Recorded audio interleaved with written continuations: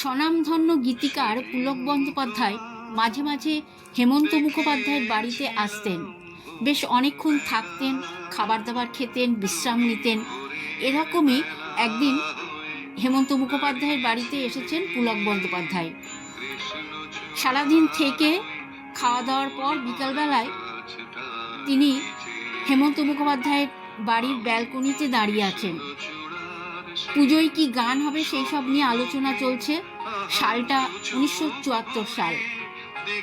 হেমন্ত মুখোপাধ্যায়ের ব্যালকনি থেকে রবীন্দ্র সরোবর ভালো দেখা যায়।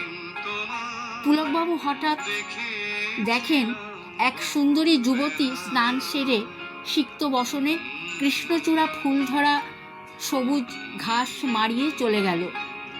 হেমন্ত মুখোপাধ্যায় বললেন, একে নিয়ে একটা গান লিখতে পারো? তিনি সুর ধরলেন হারমোনিয়ামে, আর পুলকবাবু লিখলেন সেই কালোজয়ী রোম্যান্টিক গানটি। সেদিন তোমায় দেখেছিলাম ভোরবেলা, তুমি ভোরের বেলা হয়ে দাঁড়িয়েছিলে কৃষ্ণচূড়ার ওই ফুল ভরা গাছটার নিচে। আমি কৃষ্ণচূড়ার সেই স্বপ্নকে আহা দু চোখ ভরে দেখে নিলাম।